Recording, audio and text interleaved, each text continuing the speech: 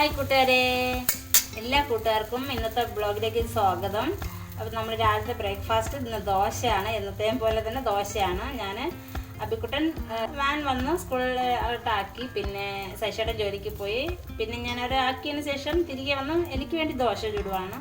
അവർക്ക് രാവിലെ ദോശയും കറിയും കൊടുത്തു കേട്ടോ. അപ്പോൾ പിന്നെ ശശിയുടെ ചോറ് കൊണ്ടുപോയി, അതിൻ്റെ രാവിലെ ചോറൊക്കെ വെച്ചു. ഇനി നമുക്ക് ഉച്ചയ്ക്കുള്ള മീനും കറിയൊക്കെ നോക്കണം. അബിക്കുട്ടന് കാപ്പിയാണ് കൊടുത്തിട്ട് കേട്ടോ. അബിക്കുട്ടന് ചോറ് കൊണ്ടുപോയാൽ കഴിക്കുകയില്ല, ഭയങ്കര മടിയാണ്. അപ്പം സ്കൂളിലെ പ്രിൻസിപ്പൽ തന്നെ പറഞ്ഞു അവന് പിടിക്കുന്ന എന്താണെന്ന് വെച്ചാൽ കൊടുത്തുവിടാൻ. അപ്പം അബിക്കുട്ടന് ഏറ്റവും ഇഷ്ടമുള്ള ബ്രേക്ക്ഫാസ്റ്റ് എന്ന് വെച്ചാൽ ഇടിയപ്പമാണ്. അപ്പോൾ ഡെയിലി ഇടിയപ്പം കൊടുത്തുവിടാൻ പറ്റത്തില്ലല്ലോ. 2 ദിവസം അടുപ്പിച്ച് ഇടിയപ്പം കൊടുത്തുവിട്ടു. പിറ്റേ ദിവസം നമ്മൾ ദോശയാണ്. ഇന്നലെ ദോശയും സാമ്പാറും, ഇന്നതേ ദോശയും കടലക്കറിയും ഉണ്ടാക്കിയത്. ദോശയും കടലക്കറിയും കൊടുത്തുവിടുവാണ്. പിന്നെ അബിക്കുട്ടന് ഇഡ്ഡലി ഇഷ്ടമല്ല കേട്ടോ. അതുകൊണ്ട് നമുക്ക് ഇഡ്ഡലി ഞാനും ശശിയേട്ടനും ഇഡ്ഡലി വെച്ചിട്ട് അവനക്ക് ദോശ ചുട്ടു കൊടുക്കുകയാണ് ചെയ്യുന്നത്. ഇത് വെള്ള കടലക്കറി കേട്ടോ. ഇത് അവരെല്ലാം കഴിച്ചതിൻ്റെ ബാലൻസാണ്, എനിക്ക് മാത്രമായിട്ട്.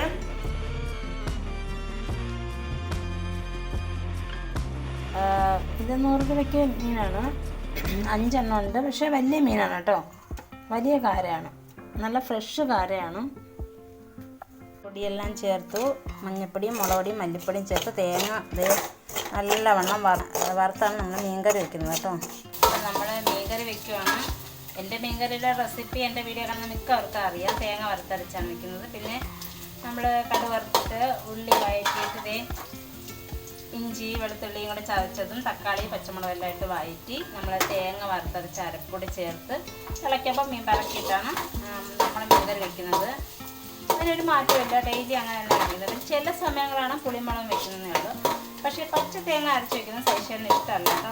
അതുകൊണ്ടാണ് ഞാൻ ഡെയിലി കഷ്ടപ്പെട്ട് തേങ്ങ വറുത്തരച്ച് വെക്കണം. പിന്നെ ഇപ്പം ഇവിടെ 2 പേരും ഇല്ല. അതുകൂടെ സ്കൂളിൽ പോയി ശശിയേട്ടൻ ജോലിക്ക് പോയി 2 പേരും വൈകുന്നേരത്തെ വരുള്ളൂ.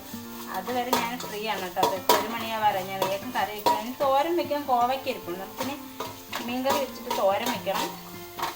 പിന്നെ അബിക്കുട്ടന് അന്ന് പനിയായി കിടന്നപ്പോൾ ഹോസ്പിറ്റലിൽ ചെന്നപ്പോൾ കാൽസ്യം കുറവാണെന്ന് പറഞ്ഞു.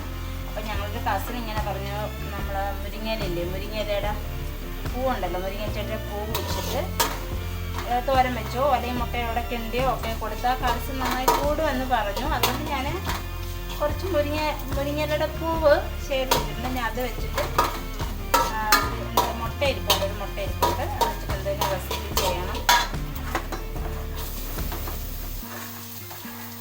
കഴിക്കുമെന്ന് അറിയത്തില്ല, ആദ്യമായിട്ടാണ് ഞാൻ മുരിങ്ങയിലയുടെ പൂവ് വെക്കുന്നത്. മുട്ടയുള്ളത് കൊണ്ട് അറിയത്തില്ലെന്ന് തോന്നുന്നു. കുറച്ച് കോവയ്ക്കുണ്ട്, അതേ നല്ല നീളം കോവയ്ക്ക കേട്ടോ. ഇത് നമ്മുടെ കേരളത്തിലൊക്കെ, നമ്മുടെ വീട്ടിലൊക്കെ വളർത്തുമായിരുന്നു കോവയ്ക്ക, വള്ളി പടർന്നിട്ട്. ഇപ്പോഴും നമുക്ക് വിലയില്ലായിരുന്നു. ഇപ്പോൾ ഇവിടെ വന്നിട്ട് കോവയ്ക്കൊക്കെ ഭയങ്കര പ്രിയമായി. ഇത് ഞാനും തോരൻ വയ്ക്കാനാണ് ഉദ്ദേശിക്കുന്നത്. ഇത് മെഴുക്കുരുട്ടുന്നതുണ്ട്, മെഴുക്കുരുട്ട സൂപ്പറായിരിക്കും. അതിനേക്കായി നല്ലതാണ് കോവയ്ക്ക തോരൻ, അടിപൊളിയായിരിക്കും. വരവി വെച്ചിട്ടുണ്ട്.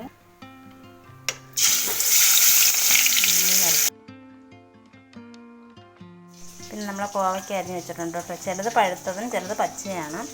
പിന്നെ അതിൻ്റെ കൂടെ പച്ചമുളക് അരിഞ്ഞിട്ട് കേട്ടോ. ഇതൊക്കെ പച്ചമുളകാണ്. പിന്നെ സവാള എടുത്തിട്ടുണ്ട്. സവാള ആദ്യം വഴന്നിട്ട് നമുക്ക് കോവയ്ക്കിട്ട് കൊടുക്കാം. അപ്പോൾ നമ്മുടെ ഉള്ളിയൊക്കെ വഴന്നിരിക്കുന്നു. അപ്പോൾ നമുക്ക് അതിലേക്ക് കോവയ്ക്കത്തോര ഏകദേശം റെഡിയായി കഴിഞ്ഞു കേട്ടോ. ഞാൻ അരപ്പ് ഒഴിച്ച് കുറച്ച് വെള്ളം മിക്സി ജാർ കഴുകി ഒഴിച്ചു കേട്ടോ. കോവയ്ക്ക വേവാൻ വേണ്ടിയാണ്. അപ്പോൾ നമ്മുടെ കോവയ്ക്ക ഏകദേശം വെന്തിട്ടുണ്ട്. ഞാനിവിടെ മുരിങ്ങയില പൂവ് എടുത്തിട്ടുണ്ട് കേട്ടോ. അതിൻ്റെ കൂടെ ഒരു മുട്ട എടുത്തിട്ടുണ്ട്. ഇത് കുട്ടികൾ കാൽസ്യം കുറവാകുന്നതിന് കൊടുക്കാൻ പറ്റിയ ഒരു അടിപൊളി സാധനമാണ് മുരിങ്ങയിലപ്പൂ. തോരൻ വെച്ചോ മെഴുക്ക് പുരട്ടി വെച്ചോ എങ്ങനെ വേണമെങ്കിലും കൊടുക്കാം കേട്ടോ. ഞാനിപ്പം മുരിങ്ങയിലപ്പൂ നല്ലവണ്ണം കഴുകി വൃത്തിയാക്കി എടുത്തിട്ടുണ്ട് കേട്ടോ. ഒരു മുട്ടയുള്ളത് കൊണ്ടാണ് ഞാൻ ഇത്രയും എടുത്തത്. ചൂടായ ചട്ടിയിലേക്ക് നമുക്ക് കുറച്ച് എണ്ണ ഒഴിച്ചു കൊടുക്കാം. പിന്നെ സവാളയോ കൊച്ചുള്ളിയോ വല്ലതും ഉണ്ടെങ്കിൽ അത് ഇടാം. ഞാനിപ്പോൾ അതൊന്നും ഇടുന്നില്ല. ഞാനിത് ആദ്യം എണ്ണ ചൂടാകുമ്പോൾ ഈ പൂ ഇട്ട് കൊടുക്കുകയാണ്.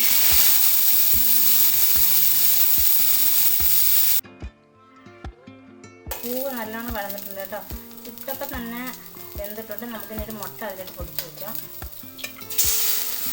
കൊച്ചുങ്ങളെ കഴിക്കാൻ വേണ്ടിയാണ് കേട്ടോ ഇങ്ങനെയൊക്കെ ചെയ്യുന്നത്. ഇതിലേക്ക് നമുക്ക് മസാല ഉള്ളത് കുറച്ച് മാത്രം മുളക്, ഒരു മുട്ട ഉള്ളതുകൊണ്ട് ചിക്കൻ മസാല കുറച്ച് മതി. ആവശ്യത്തിന് ഒരു പിഞ്ച് പോലെ ഉപ്പ്. അപ്പോൾ ഫ്രൈ പോലെ എടുക്കാം, ഓംപ്ലേറ്റ് പോലെ എടുക്കാം. ഞാനിപ്പം തോരൻ പോലെ ആക്കുന്നുള്ളൂ. വറുത്തരച്ച കരിമീൻ കറിയാണ്. പിന്നെ കോവയ്ക്ക തോരനുണ്ട്, പിന്നെ നല്ല കാരമീൻ വറുത്തതുണ്ട്, പിന്നെ നമ്മുടെ സ്പെഷ്യലായിട്ടുള്ള മുട്ടയും മുരിങ്ങയിലപ്പൂവും വെച്ചിട്ടുള്ള തോരൻ. അങ്ങനെ നമ്മുടെ വിശാലമായ ഉച്ചയൂണാണ് ഇന്നത്തെ. അടിപൊളിയായിട്ട് സൂപ്പറായിട്ട് എല്ലാ കറികളും കൂട്ടി കഴിക്കുവാണ്.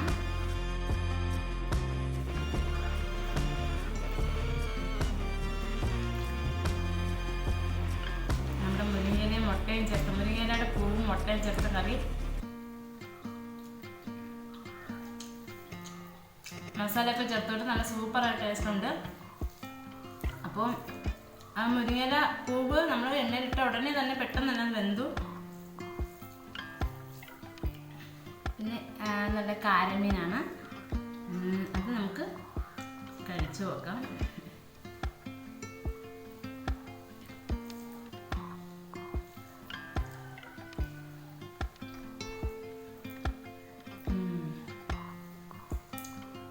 സെമ്മ ടേസ്റ്റ്. ഇപ്പോഴാണ് ഉച്ചയോടെ സൂപ്പറായത്.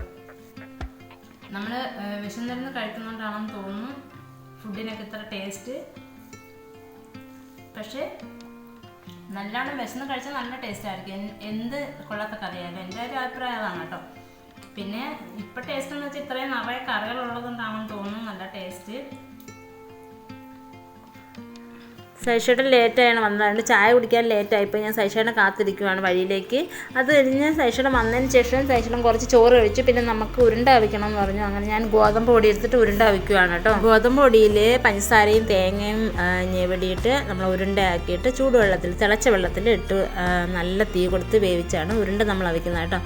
അപ്പോൾ രാത്രി ഞങ്ങൾക്ക് അതായിരുന്നു ഫുഡ്. നല്ലവണ്ണം വേവിച്ചെടുത്തു ഉരുണ്ട. ഞാനും അബിക്കുട്ടനും സൈഷേട്ടനോട്ട് കഴിച്ചു. അടിപൊളിയായിരുന്നു. അപ്പോൾ ഇന്നത്തെ വ്ലോഗ് ഇത്രയേ ഉള്ളൂ. അപ്പോൾ എല്ലാവർക്കും നല്ലൊരു ദിവസം നിർത്തുന്നു.